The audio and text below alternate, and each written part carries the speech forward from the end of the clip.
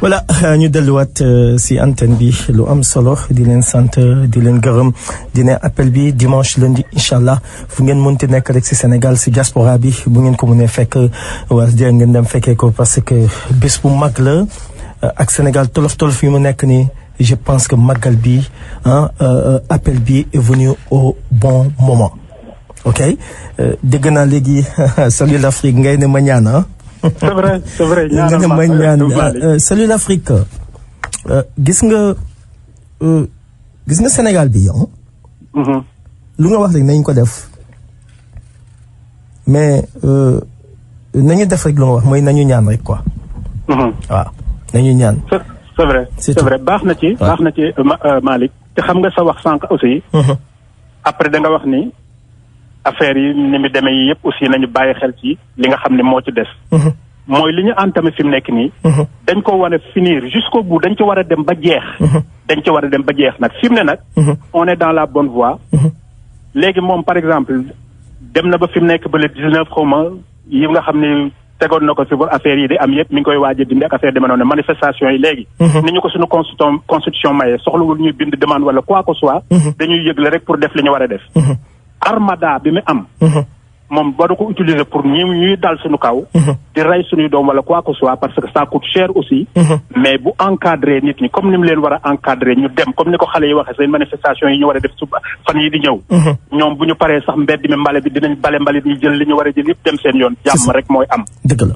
léegi nag moom moo war a xam ne c'est notre chef d'État mooy suñu père de la nation.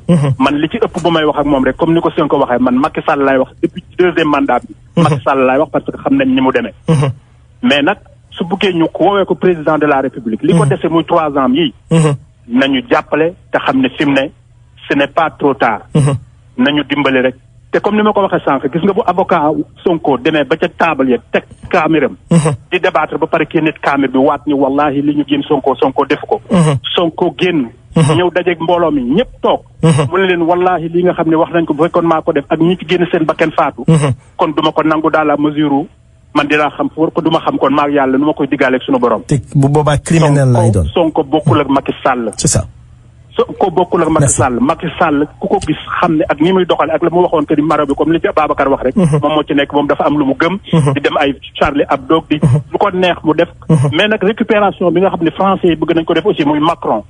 nañu sant suñu sëriñu diine yi ak seen délégation de jeunesse intellectuelle bi nga xam ni bi ñu waxee ak moom ba mu dëgër bopp comme ni ko suñu maam di nekk Kaolack waxee ni ku dëgër bopp lañu. léegi nag ñoom ñu yónnee seen i doom ak délégation bu ñu def muy ay jeunes yoo xam ne dañoo bokk ak moom génération. jàng ni moom. xamal ko li nar a xew nag. ñooñu dañu dóor ci table ji. merci loolu tax ñu am li ñu am. kon bu Macron wala keneen koy waxal Macron ki journaliste di wax ni ñoom. Macron moo wax ak moom Macron wax na ak moom d'accord. mais aussi nañu xam ne ñun li ñu am. suñuy kilifa. suñuy diine ak suñu fulla moo ñu ko may bu ko kenn récupéré. léegi nag Sonko nañu dimbali moom tamit.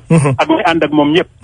ñu xam ni par exemple Sénégalu ñëpp la. jërëjëf léeg-léeg langage am aussi moom it na koy modéré pour di bañ a tiital sunu maam yeeg sunu yenn yaay yi nga xam ne seen at avancé nañ. merci am na nu ñuy comprendre lecture waxu Sonko. ñu aussi ñi nga xam ne ñoo bokk génération am na nu ñu koy comprendre. jërëjëf nañu dimbali ci loolu suñuy doom aussi. ñu nangu ku leen nax. nañu góorgóorlu te jàng 3 ans yi de suñu góorgóorlu profito jàng.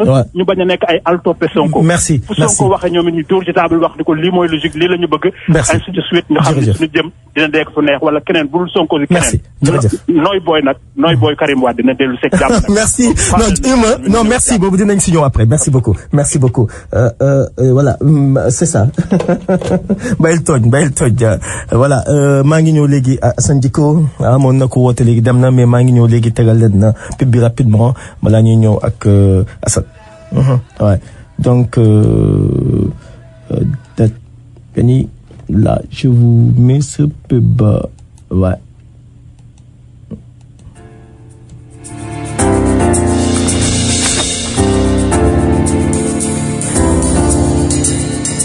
Groupe Sentlé ñoo leen di jàppale ngeen am kër wala terrain si lu gaaw te wóor. Cité de la diaspora, Cité de la diaspora, Cité de la diaspora, Cité de la diaspora, Touba. Je suis parti il y a très longtemps. Toute la famille n'attend que moi. Jëm na maam fi déggu waay wala suuf. Si anam gu leer te jaar si loxo yu wóor. Avec 5 clés lépp mon cœur. Na sa xel dal lépp loo ñu yombal. Noo ko bëggee noonu lay demee.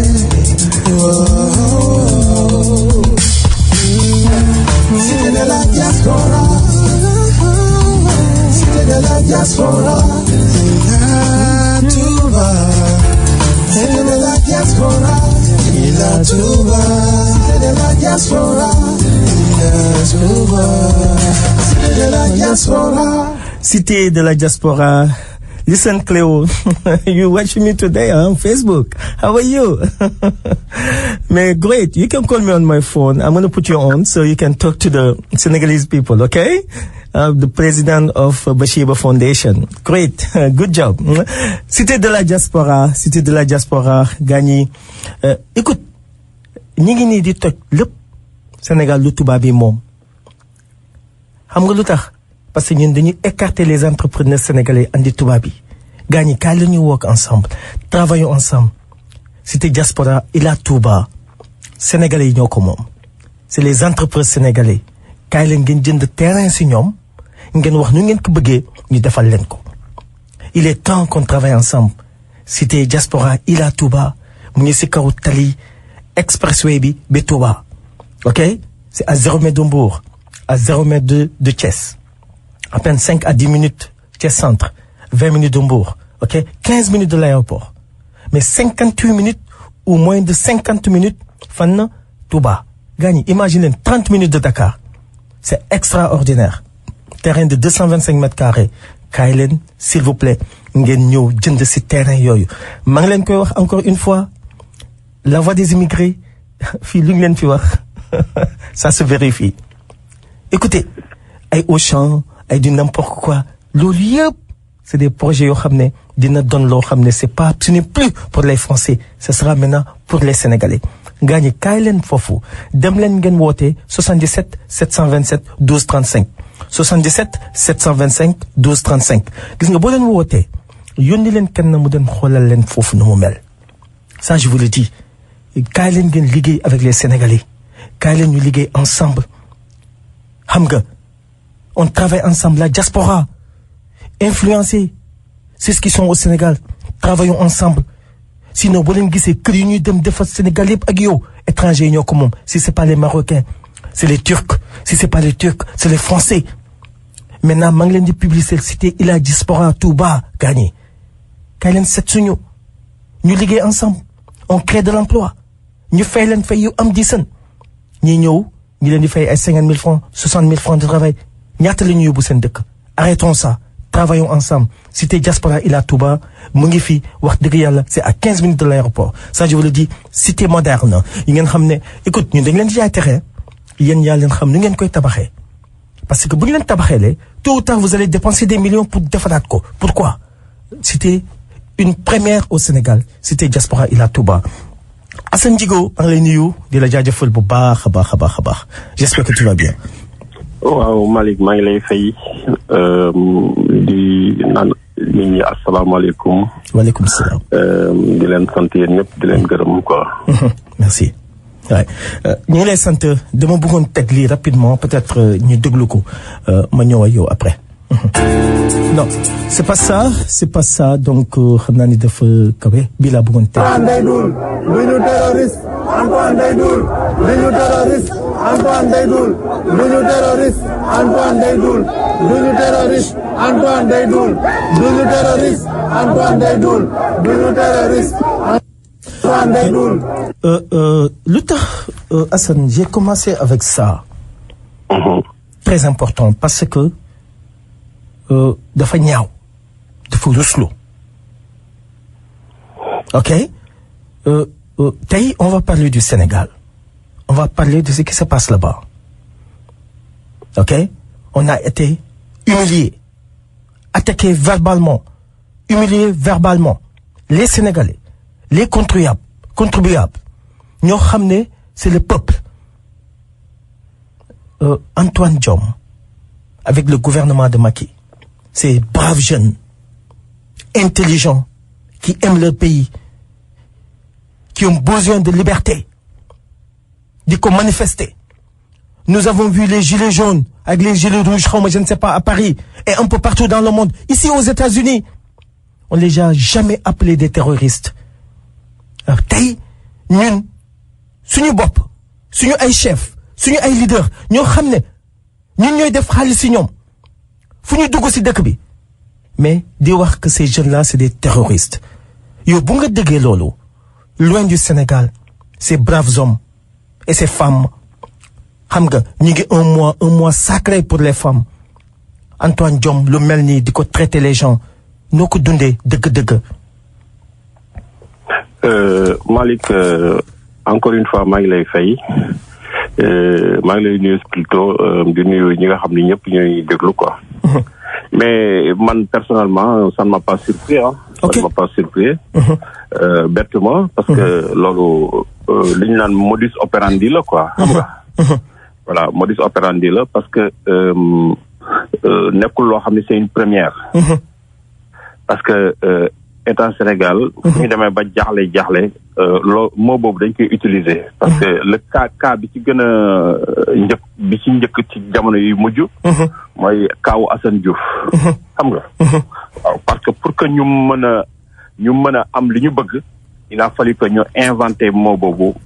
ci seen concitoyen. Oui. pour que toute nu mu tuddati la police américaine. émotewu. moom. lux mboot ay affaire am. ba xam ne du loolu mais nag am na fi. affaire nu mu tuddati affaire immigration. jël ko yóbbu Sénégal. pour ñoom ñu bañ a jël risque. xam nga nekkul loo xam dafa bees mais li ci bees foofu moom mooy demoon nañ ba nga xam ni bu nguur gi doon bëñ. ñu ne la mi ngi yànq.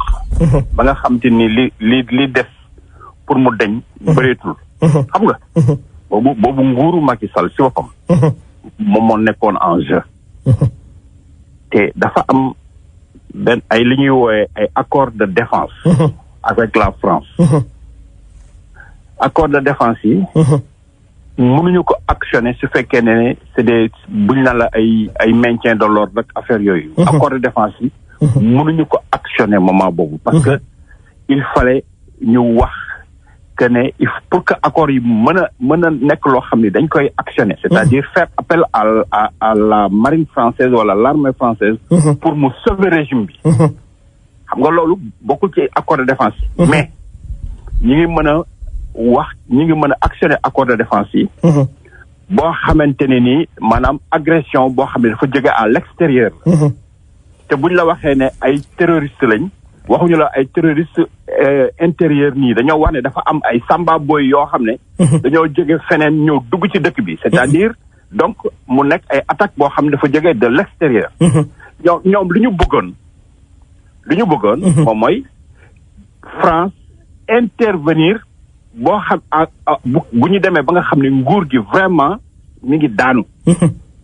que l'armée française soit la marine ou autre mën a intervenir ñu actionner maanaam levier bi ñuy wooyee ñu mën ko actionner seen dernier levier boobu ñu mën ko actionner pour sauver le régime. xam nga donc léegi. loolu moom moo doon butu. wax ne ay samba boy yu jóge feneen ñoom ñoo ñëw pour attaquer dëkk bi. léegi comme ça ñoom accord de défense mooy li ñuy wooyee les accords secrets. accord de défense yi. ñu mën a actionner affaire boobu par rapport ak à l'armée française donc li nga xam ne moom la kii wax nu tudd. Antoine Diome comment Zemmour wax. Zemmour ok waaw. ñëpp di ko ŋàññi affaire yooyu. mais Zemmour c'est pas n'importe qui de. parce que aussi fii. tout se sait fii dans le milieu. lépp la ñuy xam. xam nga. te du Zemmour kese moom moo wax loolu. il y a d'autres am na ñoo xam ne ay député lañu ay ñooñu ñoo xam ne ñoom dañoo bind sax ay lettres pour nu mu tudd ci au ministère des affaires étrangères françaises pour wax ne nañu nu mu tudd ci impliqué wu ci cas du Sénégal même bu ñu waxul ne nañu actionner accord de défense yi wala ñu envoyer la marine wala yooyu mais au moins interpeller dañu le ministre des affaires mais si man j'ai lu naa benn lettre bu benn député bind. donc nekkul loo xamante ni il faut le prendre à la légère wala wax ay non loolu Sénégal moo ko signé te am na yu gën a graaw yu nekk ci biir accord de défense yi xam nga. donc loolu la li ñuy woowee les clauses secrètes. mi ngi ci biir accord de défense yi xam nga. yoo xam ne voilà donc c'est pas quelque chose boo xamante ni dafa loolu donc ñun nu mu tuddati loolu kii wax nu mu tuddati Zemmour wax. duñ ko jël di ko ñàkkal fayda bien que Zemmour nekkul koo xam ne. xam nga voilà nekk na koo xam ne il est hyper fiable wala dara mais buñ ko ñàkkal fayda xam nga te ba léegi nii gisoo kenn ku génn ŋaññi ko de manière explicite. effectivement. non amul ku koy ñëw di ko démentir de manière explicite. dafa amul. voilà di nga gis rek ay soubresaut nii wane ne du ñu def ingérence ay affaires yooyu mais. xam nga de manière explicite. mais ñëw démentir ko doo ko gis. yaa ngi wax loo xam ne lu am lu sérieux la. lu sérieux la parce que dégguma ko fenn c'est vrai wax nañ ne Macron la ak yooyu mais yow donc nguuru Macky Sall bi ñoom bu ñu toogee gis atmosphère bi ni mu mel yuuxu nañu ne nguur gi jeex na lenn moo ñu mën a sauver ñii ne dafa am ay appel am nañu jóge extérieur donc ñoom gëm nañ ne jeexoon na donc stratégie bi la ñu mën a jël pour sauver seen bopp te loolu lañ def n'est-ce pas. mais Malick. oui. dama ne la li teewoon nguur gi. lu ndaw la. c'est pas possible. lu ndaw lu tuuti moo ci desoon. c'est pas possible. demoon na ba ñoom ñu jàpp ne. oui. maanaam assaut final rek moo des. non parce que lii fi am nii. ñi nga xam ne fekkee nañ histoire du Sénégal wala ñu jàng ko wala ñu gis ko musul am. c'est quelque chose boo xam te ni xam nga. c'était une révolution en marche. te wax nañ ko fii ñun. ñun wax nañ ko fi expliqué nañ fi ne. oui révolution. buy am sax waay de manière spontanée lay nekk du am dirigeant. dëgg la du am dirigeant. mais après nag mais c'est que dafa am loo xam ne moo ci manqué woon ba nga xam ne affaire bi eggul. waaw. li ci manqué woon. il fallait que mu ñu am nag biñ demee ba nga xam ni spontanéité bi. sori na trop.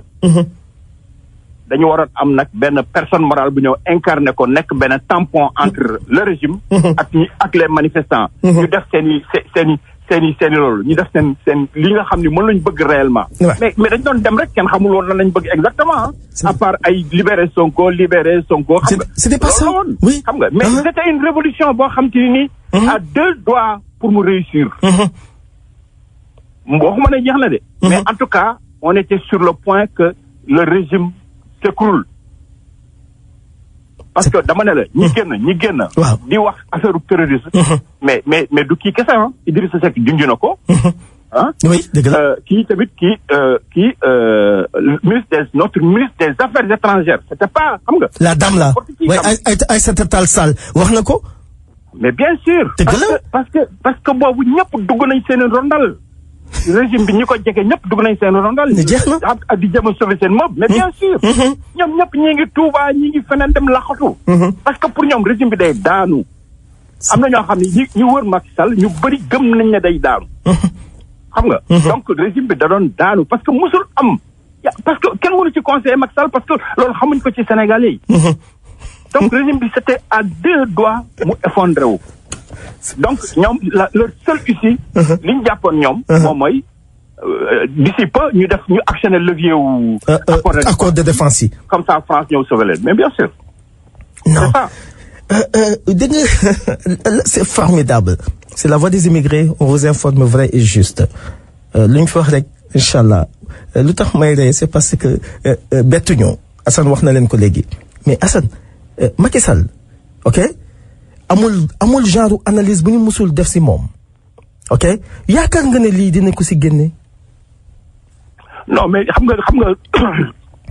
nga ñu ne duñu devin quoi dañuy analyser rek quoi. mais effectivement je sais moo tax ma laaj la ko. voilà donc léegi.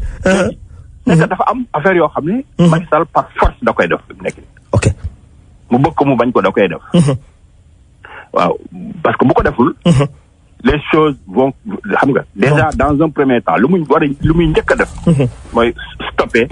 affaire raaxal yi ñuy def ci kër jàmbur yi kii actuellement di jéem a jàpp ay kii naan dañuy xool ay affaire te jàpp demuñ ci benn caméra c'est de la délation nit ñi ñooy toog xool sa nit bañ ko daal di koy lool daal ne kii nekkoon na ci wala def na lii gars yi dem jëli ko waaw xam nga ce sont les nit xam nga loolu c'est dangereux dans un pays boo toogee ba nga xam ne sa voisin yi ñoom ñoo lay dénoncer comme ñu doon dénoncer fii juif yi diw juif la diw kee la diw kii la gars yi dem di la rafle c'est très dangereux dans un pays parce que lu mu mën a créer mën na créer leneen loo xamante ni c'est extrêmement dangereux xam nga voilà loolu il faut que ñu loolu arrêter tout de suite ba pare secondo lu muy def moom mooy ñu tuddee ci libérer tous les détenus politiques troisième moom mooy il faut mu couper des têtes parce que te rek c'est pas n'importe quelle tête il faut que mu vider autour de lui parce que de toute façon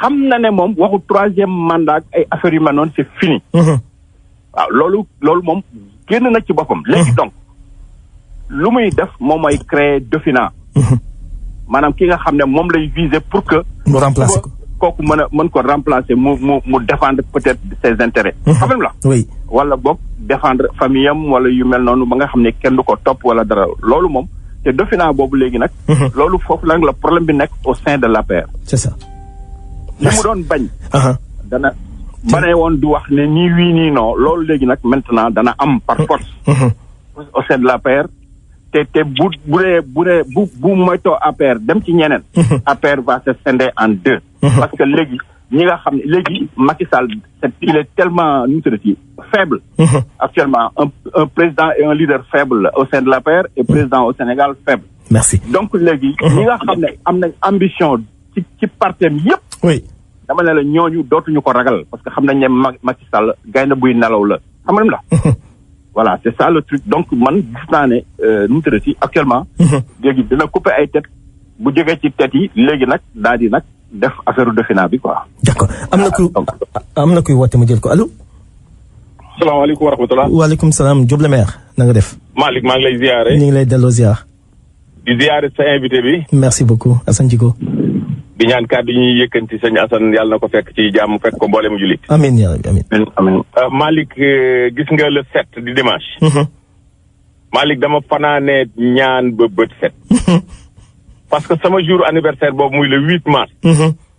di journée de la femme muy journée boo xam ne ñëpp ko fonk at mu jot adduna bi yëpp di ko feete. dama doon ñaan yàlla bu ñaawteef am président Macky Sall bañ a bàyyi Sonko adduna bi tàkk. bu ko defee suñu legacy bi ñu am ci suñu journée boobu yàqu man loolu rek laa doon ñaan alhamdulilah rabbil alamin. Salut l'Afrique moom alhamdulilah rabbil alamin yi nee na dinaa ko bàyyi ak moom parce que insisté na ni du ko bàyyi léegi dinaa ko bàyyi ak moom. incha allah. Malick. oui. Malick gis nga suñu maam yi liñ fi bàyyi. comme ni nga ko waxee tout à l'heure sëñ Touba dafa ñaan. xel ku ne mu jaar fa ngir bañ tubaab yi noot nu. Limaamu Laay soo fa demee ñëpp laayeen sa jaay nañ seeni sant ni laay. foo demee ci ñaseen ñi sant ñas liñ fi liggéey li fi bàyyi ñas liggéey.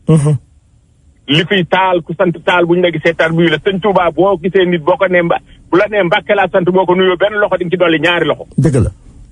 kon loolu ñun tey jii amuñu kenn lu dul Sénégal ñaari pàcc la. tubaab yi dañ cee am wàll ñëw jàppale ñu xëy na peut-être ñu fexe ba am suñu indépendance ci dialogue. xeexuñu xuloowuñu coow tàkkul bal tàkkul sagar xeeñul. kon kilifa diine yi tamit liggéey fi liggéey bu mat ba nootuñu nu. kon Sénégal ñaari gouvernement bi war a am yu ànd ci yor Sénégal. borom karawaar yi dañ cee am wàll borom sabadoor yi am ci wàll. merci. kon bu fekkoon ni tey Macky Sall tey déggaloon na man de képp koo xam ni sëñ Touba wax na la ne déggaloo ko man balaa la. ndax ñoom rek laa am. te ñoom dañuy toog ci ay bigal ci fëy. ñoom ñu toog yor seen kurus gis leen di yàlla wan leen àdduna bi yëpp li ciy xew kon buñu leen ñaanee ñu bañ. ba tey lii dëkk bi naroon a tàkk man ñëpp wedd naa leen. merci jërëjëf thank you Assane defe naa dégg nga lu Diop wax dëgg yàlla moom mu ngi doon ñaan parce que lundi bi comme ni nga ko waxee c'était à 0 minute pour que Sénégal change xam nga et puis dafa naroon métti bu garaaw sax donc yow am na loo fi énuméré léegi noonu la war a doxalee ok mais sénégalais yi léegi c'est vrai xam nañ ne am nañu poñ ci Macky Sall ok yow lan nga yaakaar ne fii ba quelques mois ok yaakaar nga ne ñoom ak Macky Sall lan lay doon léewtoo la wala ñoom ñoo koy teg pression wala léegi ñoom ñoo koy imposer nu ñu bëgg Sénégal doxee. Non, mais Malick, quelques mois, c'est trop loin. Ok. Quelques mois, sori na. Parce que fi mu nekk nii les jours yi di ñëw nii. C'est déterminant. Ok. Pour le régime et c'est déterminant pour Sénégalais li ñu bëgg. xam nga. parce que lépp mi ngi dépendre ci réaction Macky Sall. lépp mi ngi dépendre ci réaction Sénégalais yi aussi. mais am na koo xam te ni moo clé maanaam moom bokk na ci ñu yore clé wu affaire yi muy Sonko. xam nga. parce que am na ñoo xam te ni dañ koy déglu. xam nga. waaw en tout cas am na ci nit ñi nga xam te ni ñooy manifester ak yooyu am na ñu bëri ñoo xam ne dañ koy déglu. c'est que man personnellement d'accord ma ci discours Sonko man personnellement. bien que gis naa courage am ak lépp. mais man personnellement. man d'accord ma ci discours bi parce que nu mu traité bañ bu demee bay yànq. dañ ko dindi rek sànni quoi. parce que sinon après ay problème la lay indil xam nga la. ok mais li tax ma ne la d'accord ma ci discours Sonko bi totalement. oui. parce que discours bi man personnellement ça me ressemblait à un discours de syndicaliste quoi. ok xam nga. oui. discours syndicaliste la loolu laa jàpp. par rapport ak ñëw teg say revendications quoi xam nga. ok ay revendications tel non. am na nga affaire bi. Macky Sall c'est un animal blessé. jeex na takk man du ma négocier. man du ma animal blessé nag day dem toog ba yaramam kii. oui buy dellu si waat. oui buy dellu si waat. oui. ah non du dellu si ndànk. parce que li may wax mooy affaire situation Sonko dara changé wu ci presque. la seule chose bi ñu ko éviter c'est dem yóbbu ko prison. mais actuellement mi prison mais këram la nekk. c'est ça la. wala boog prison ci biir Sénégal wala prison ci biir ville bi wala dara. parce que du def dara loo xamante ni dem devant le juge dem demander ko autorisation pour def nangam. xam nga. y compris voyager à l'étranger xam nga lim la. oui. ah ci koo xamante ni yow da nga jàpp ne yow da nga war a mën a diriger Sénégal. te léegi affaire bi kenn douteetul ne affaire bi tout est monté de A à Z. xam nga. donc affaire bi du question de revendication. Sonko bu mu juum ci ne par exemple ñëpp moom la ñuy déglu ñëpp moom la ñuy loolu. loolu sentiment wu nit ñi la parce que waxoon nañ fi ne leen. xoolal lu mu tuddati révolution buy am. benn affaire bu ndaw moo koy déclenché. te en plus du am leader. nit ñi dañuy génn de manière spontanée te loolu moo am. c'est ça xam nga loolu wax nañ ko depuis les élections. donc loolu. li ma bëgg wax. moom mooy. Sonko moom li mu waroon def. jour boobu su ko neexoon mu def discours su ko neexoon mën na bañ a discours. mais discours bu mu def. bien que ñëpp rafetlu nañ ko man sama bopp rafetlu woon naa ko j'étais content mais bi ma analyser affaire bi. li ma wax ni loolu la ma jox. dafa waroon bàyyi xale yi def li ñu sentir. te régime bi dafa waroon daanu. même bu fekkente ni kenn souhaitewul dëkk bi tàkk. kenn souhaité ko y compris man. kenn bu ñu sañoon dëkk bi de mais seulement. réaction yi am après lañ xamul. parce que un animal blessé yow doo xam lan lay def après. te Sonko ba léegi nii dara soppeekuwul ci li nga xam te nii moom lañ ko teg. ñi ngi xalaat lever immunité parlementaire am pour tegatal ko lu mu tuddati insurrection te insurrection. bés buñ ko tegalee. mais c'est fini c'est fini. man maa la wax loolu de. d'accord waxu viol ak ay affaires yooyu parce que boobaa ñoom ñooy indi seen i preuve. question ne Adji Sarr mooy indi ay preuve wala xaw ma naan mbay wala yooyu. non c'est pas c'est l'État qui apporte des preuves. boobaa luñ ko bëgg a teg dañ ko koy teg. gis nga fii ñi nga xam ne ñëpp dañ am épée de Damoclès seen kaw bopp yi. dañu bari. may ma jël kenn mi ngi nii kat épée de Damoclès mu xamul fu muy dugg pour def bokk ci élection yi. tant que neexul benn nit. kese mooy président bi oui. su neexul kii Khalifa Sall su neexul waa ji. du dëkk dafa bon ci Sénégal il faut le dire.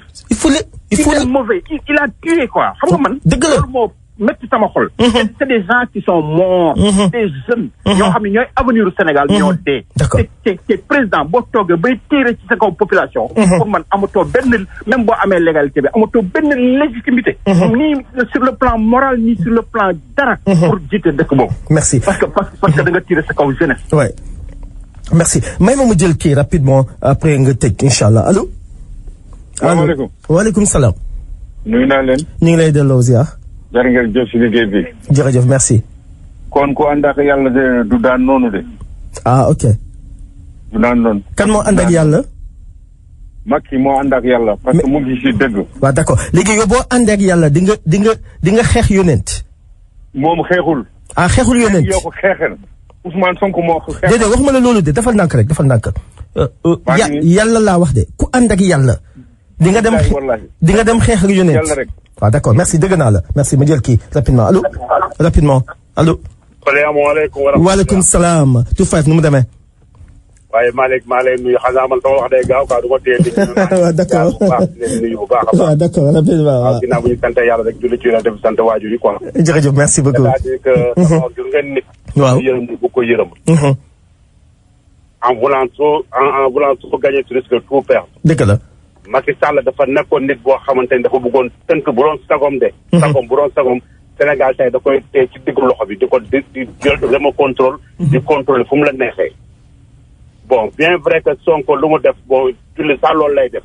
mais am na yoo xamante ne nit ki bu fekkee dafa bëgg a tënk wala di wuti doole pour jàppaar la. moom ci la waroon profité gars yi dem déloger ko moom li mu waxoon Papa Abdoulaye Wade suñu xati suñu soppe boobu. li mu ko waxoon loolu lañ ko waroon defoon dañ ko waroon déloger moom.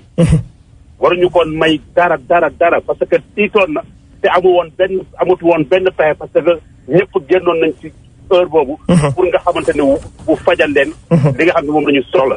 léegi nag ki la génn c'est la première fois ñu gis Macky Sall. mu génn yaru ànd ak tey. di wax ak population bi léegi dinaa leen toppatoo dinaa defal li ngeen bëgg. dégg naa leen yow léegi nga ñu doog a dégg pendant combien 7-8 ans yaa ngi toog. léegi nga ñu doog a dégg ñun. kon donc il faut ñu jël ci nu mu tooti weñ tànk jër. merci ñu teg ko fi ñu ko war a teg ci yow. jërëjëf doog ñu dégg. merci. kon donc loolu. su ko defee dañu waruñu woon accepter saa mu toogaat moom dañ ko war a li mu waxoon Abdoulaye Wade suñu papa jooju suñu maam jooju. suñu soppe boobu. yàlla moo koy fayool. moo tax li mu waxoon lépp boobu moo tax yàlla ñëwaat ci moom dañ ko war a dem déloger génne ko fa jëlaat suñu réew teg ko ci yoon. merci jërëjëf ñu ak saa jóge bu baax a baax li mu wax yëpp dëgg la. merci Assane ñu bàyyi la nga tëj balaa ñu ñëw si Baba Thiaw incha allah. waaw Malick man en tout cas moi ce que je dis. moom mooy xale yi. nañ leen bàyyi ñu def li ñu bëgg a def. parce que dañuy extérioriser li nga xam ne moo nekk seen biir dënn yi. moom dañuy extérioriser. parce que boo demee ba leen di kii de terroriste. ça veut dire que yow bëggoo leen. da nga bëgg a yàq seen àdduna. yow boo demee bay naan da ngay jéem a adoucir affaire yi ba pare. ngay retourner dem ci kër yi di raafal nit ñi. ça veut dire que li nga nar. musiba naaru laay la. parce que c'est un animal blessé maa ngi koy wax. day reculer pour mieux sauter fi mu nekk nii. te bu Sonko xalaatee ne. Macky Sall bàyyi na ko définitivement. mi ngi tax boppam. nit ñi nañu remobiliser wu. gën a mobiliser wu. mettre ko la pression ba nga xamante ni nii sa mooy. danañ am li ñu bëgg. d'accord merci parce que ki rey population am. kooku. mi ngi réarmé wu waat. te danañu te naa la wax benn affaire. dans peu de temps. li may wax c'est important dans peu de temps. di nga gis alal boo xamante ni nii kenn mënul xam dimension bi. fu mu jógee ñu jël ko tuur ko ci xale yi. maanaam comme ni ñuy def campagne électorale loo xam ne du leen apporter daal dañ koy jël lekk ko mu jeex. mais dañuy def campagne électorale la ñuy def boo xamante ni nii. déguisé. boo xam ne dañuy dugg ci dëkk bi pour corrompre les jeunes pour ñu bañ a ci yëngatoo ci. loolu da nga ko gis temps yi jamono yi ñëw nii. d'accord merci. donc loolu mooy li nga xamante ni nii daal. gis naa ne loolu ça va se faire. ça va se faire. te malheureusement. j'aurais préféré que Sonko raxas entourage am parce que am na ci ñoo xamante ni ils sont mauvais pour lui et pour le Sénégal. d'accord merci Assane ñu ngi lay nuyu di la jaajëfal di kontaan si yow jaajëf waaye si sa analyse bi toujours le même ni ñu koy defee jaajëf merci. jaajëf.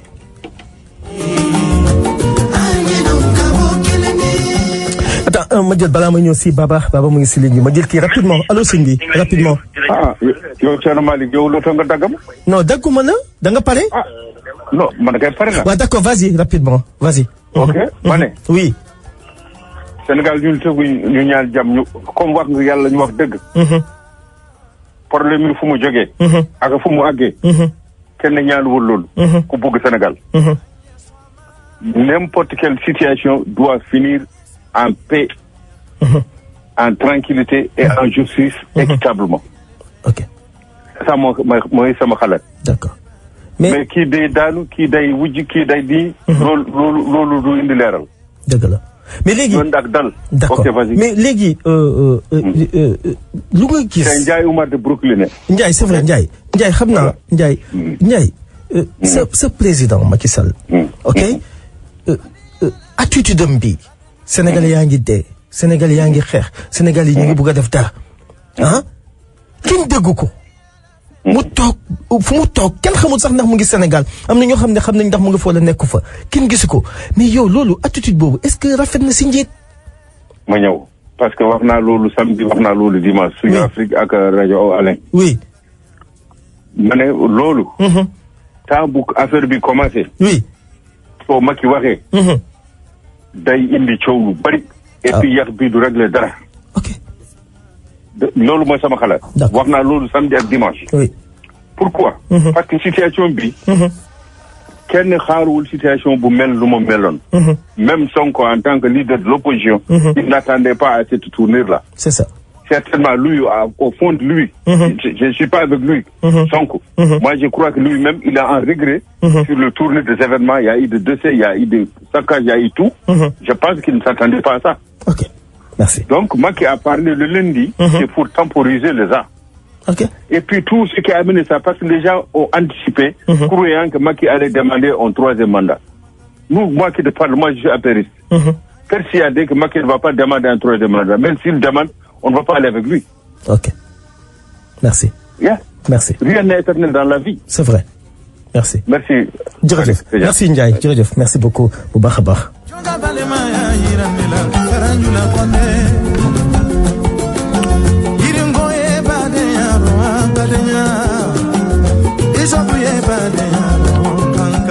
voilà Baba Thiaw ñu ngi lay nuyu di la jaajëfal bu baax a baax yaa ngi si ligne bi ak ñun Assane Djigo léegi la fi jógee Baba ñu ngi lay nuyu bu baax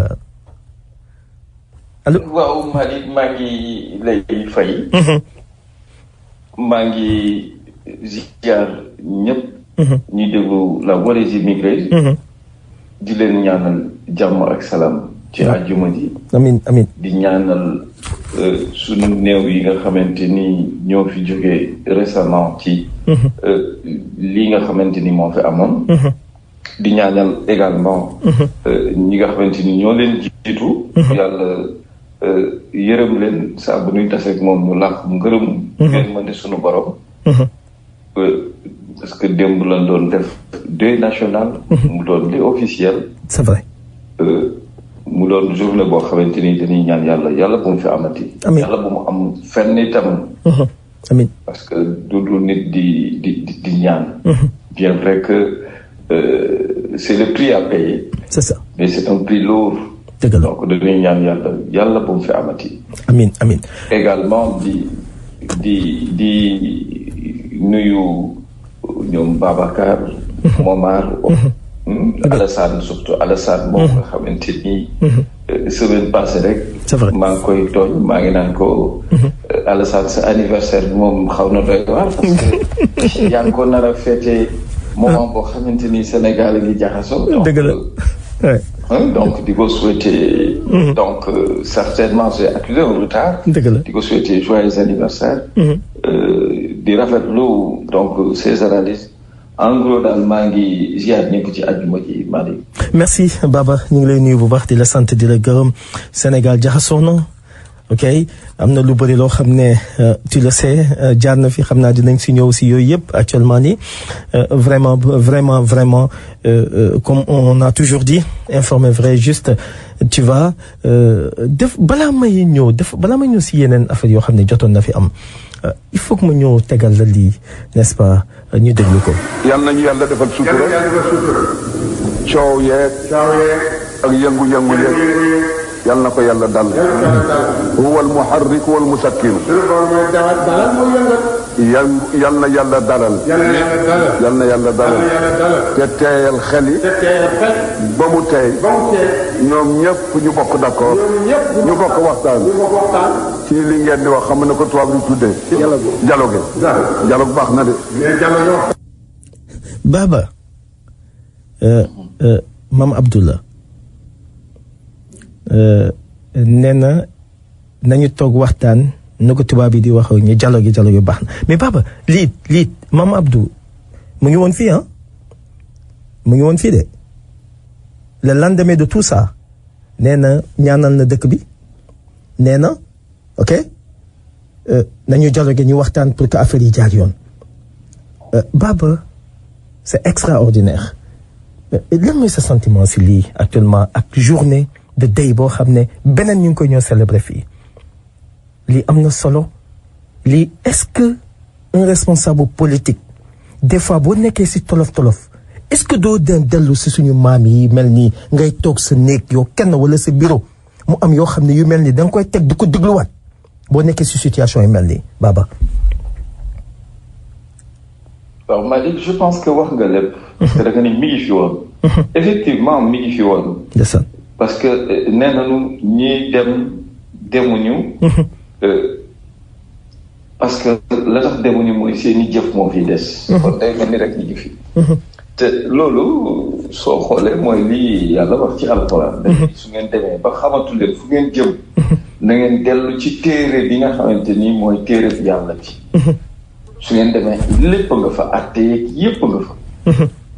te tey ñooñu nga xamante ni mooy sunu kilifa yooyu nga xamante ni dañoo jeex ci yàlla lépp lu nu mus di wax wala ñu koy àtte rek day doon loo xamante ni ñi ngi koy tibbe ci alxuraan di ko tibbe ci wax yàlla daawuñu àtte lenn ci seen nu mu tuddati seen coobare bakkan lépp lu mu daan wax rek soo waxee dañ lay yóbbu ci masala boo xamante ni dañ koy gis ci alxuraan donc da ngay gis ni moom mooy waral seen wax. te gis nañ ni alxuraan dafa di loo xamante ni. dafa matal temps yépp. chaque fois rek bu situation ñëwee da ngay gis ni dafa mel ni dafa adapté wu ak contexte boobu ak moment boobu et cetera donc loolu moom moo waral da ngay gis ni suñu kilifa diine yi. seeni wax le plus souvent day doon loo xamante ni day jël temps yépp. contexte bu mu munti doon day mel ni ñoom tey la lii taxoon ñu koy wax. mooy li ñu gis et je pense que loolu mu wax tey su fekkoon ni ñi ngi koy jëfee. yaakaar naa ne am na jafe-jafe yu bëri yu ñuy dund yoo xamante ni duñ ko dund Malick. surtout nag ñi nga xamante ni dañoo am responsabilité. jiite am réew jiite askan jiite ay nit. il faut ñuy war yenn saa yi di wéet di déglu yu mel nii parce que dina leen delloo ci seen borom ba dinañu am loo xamante ni dinañ ko jomba def Malick. c'est ça dinañ ko jomba def parce que boo déggee bu muy terminer nañu toog waxtaan moom mooy démocratie moom la ñu mus a xam Sénégal. même Abdou Diouf ak Abdoulaye bu affaire yi demee ba cool daf koy woo ñu toog ñu waxtaan n'est-ce pas démocratie bi moom sax boo seetee si waxu maam Abdou bi loolu la woote nañu démocrate dañu toog nañu waxtaan ñu seet fan la rëq-rëqay nekk ok ñu toog waxtaanee ko donc démocratie boobu dafa am cër ba muy jox popé ñen ñi ñoo xam ne ñoo composé cité bi bëggoon naa ñu ñëw nga déglu le président Abdoulaye Wade ni mu ko waxee c'est très très important. Au Sénégal, la démocratie, c'est se défendre. Mais ce n'est pas parce qu'on a une force qu'on l'utilise tous les jours. C'est pas vrai. La démocratie est une force et elle dispose de force physique pour protéger les institutions, pour faire face aux malfaiteurs. Mais nous ne voulons pas. Nous ne voulons ni en user, ni en abuser. Parce que nous pensons que les Sénégalais sont intelligents. Et que vraiment, il faut plutôt s'adresser à leur esprit de compréhension. Abdou Diouf, Senghor, n'a pas plus d'instruments de répression que moi. J'en ai plus. Mais je ne l'utilise pas. Je ne disperse pas les réunions avec des grenades lacrymogènes. Je ne brutalise pas des gens qui exercent ce que j'appelle un des droits les plus fondamentaux. Voilà, Baba, je pense qu'on a compris. C'est pour gagner du temps. sinon il a tout dit fii je pense que les gens vont comprendre Baba yaakaar nga ne waxu maam Abdou bi mooy dialogue bi mooy waxtaan bi ak nu mu bëggee mu doxe respectante toog waxtaan le président Abdoulaye Wade dem na depuis Abdou Diouf ba Senghor ba moom ok démocratie bu ñuy wax noonu moom mu ngi ko doon utiliser mu ngi doon wax ak ñenn ñi mu ngi doon am dialogue est-ce que yaakaar nga ne Macky Sall bu wéeroon si lu mel nii est-ce que lu am tey dina am. waaw Malick je pense que déjà li nga xamante ni moom la ñu dégg kii di le président Abdoulaye Wade wax ko. dafa nekk chantier yoo xamante ni du ma ne sax chantier parce que moo remplacé Abdou Diouf. te gis nañ ni am na loo xamante ni daan na ko xeex. muy lan liberté. boo xamante ni peuple bi daf ko war a am. mais moom une fois ñu fal ko. ay la yowén nanu reconnaître ni wax na mu ni. génn di marche ak yooyu ak grève surtout grève. je pense que daf di loo xamante ni mën na tardel sunu économie. su ma sañoon de képp koo xamante ni da ngay grévati bul dakkal sa liggéey parce que liggéey bi ñuy dakkal. day bokk ci liy daaneel économie bu réew. benn fan bu ñàkk liggéey rek baaxul ci économie bu réew. donc su ngeen di grévati takk leen seeni mouchoir wala seeni foulard yu rouge. pour wane ni da ngeen di grève da ngeen di ñaxtu. toftal ci ni ñi nga xamante ni nag dañuy marche wax ak ñii di administration territoriale muy gouverneur yeeg préfet yeeg yooyu xamal leen ni leen. bu fi kenn ñëwati di ma wax mbirum ndax dañuy autoriser meeting nangam wala et cetera non. mbirum ay autorisation yooyu jeex na. Sénégalais bi dafa parce que c'est ça la démocratie. Mali. oui d'abord dafa am ay mots yoo xamante ni c'est des mots clés. muy lan le patriotisme parce que patriotisme moom mooy waral lan. nga xam ni man je suis un patriote.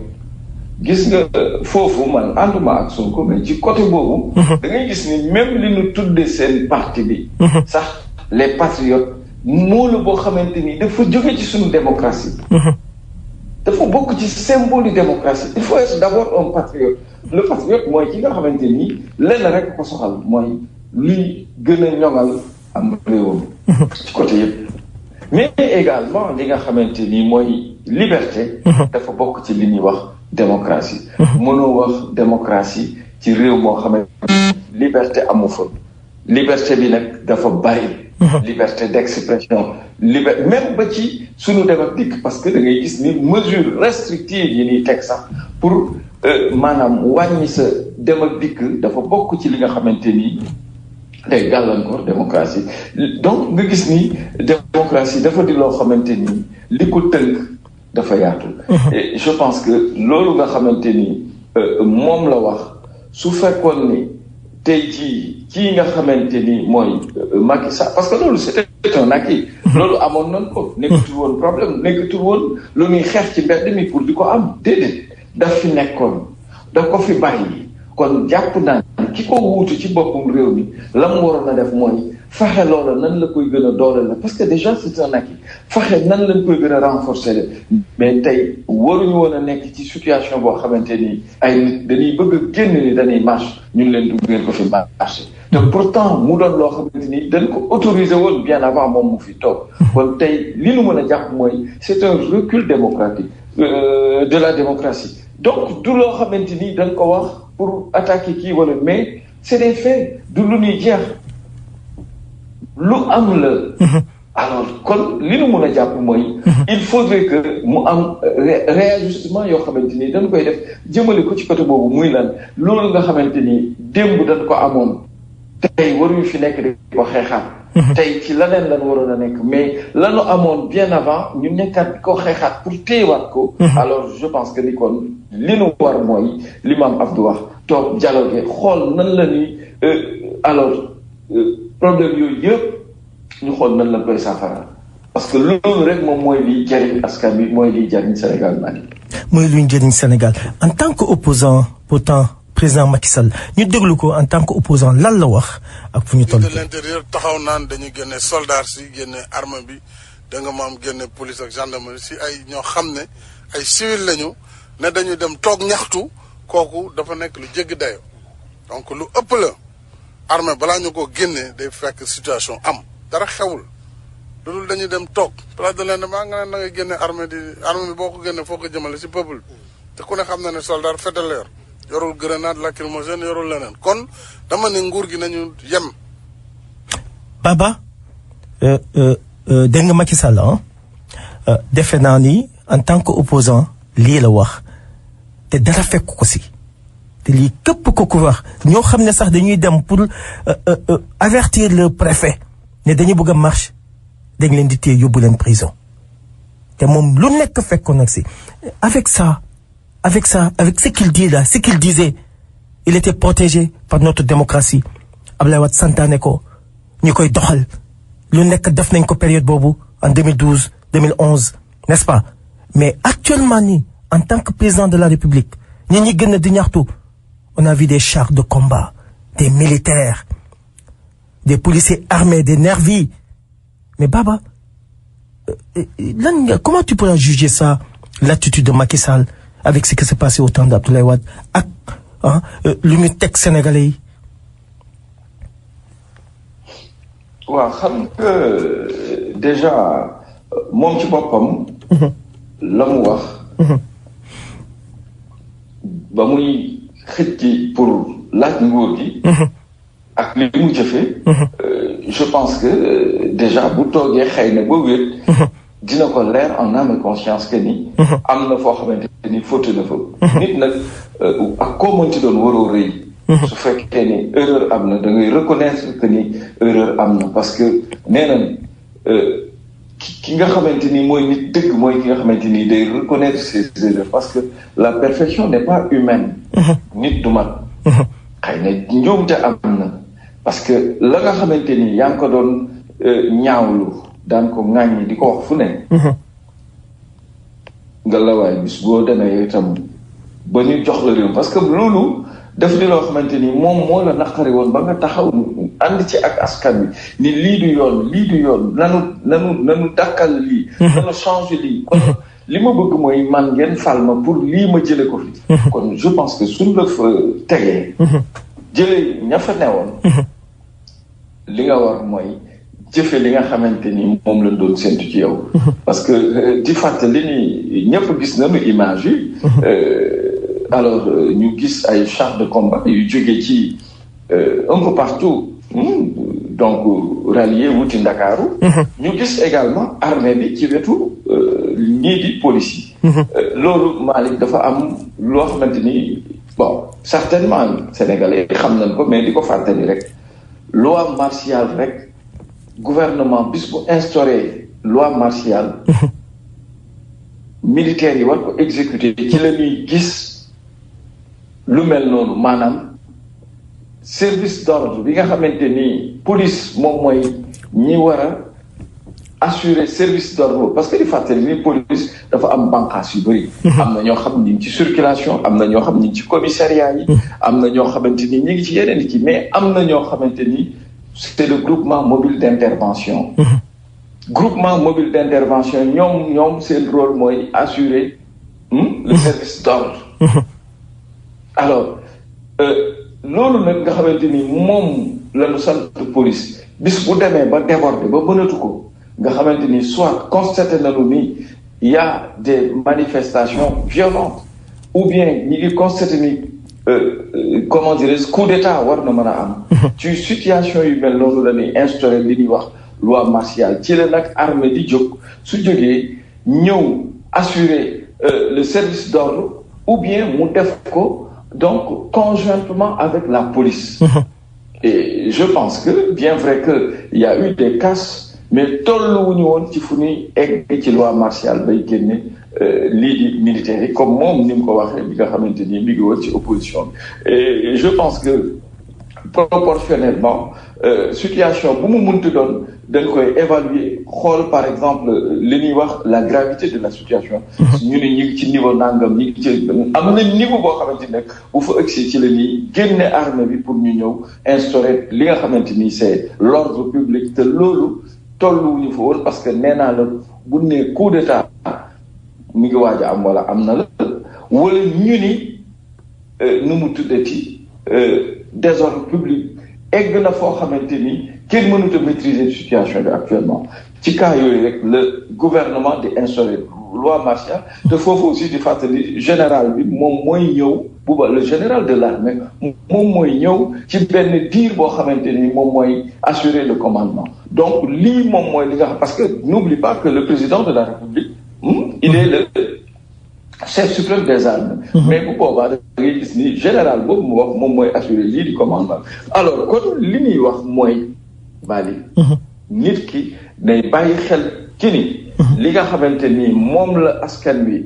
doon ànd ak yow di ko naqarlu bis boo toogee da nga war loolu noonu wax dëgg yàlla kenn warul la ci gis mais mënoo di ŋàññi mbir daal di ñëw toog ñu gis ni kat la ngay jëfee waroon na lool ak la nga doon wax li muy indi mooy frustration te lii bokk na ci li gën a tax population di gën a taxaw di revendiquer seen droits Mali.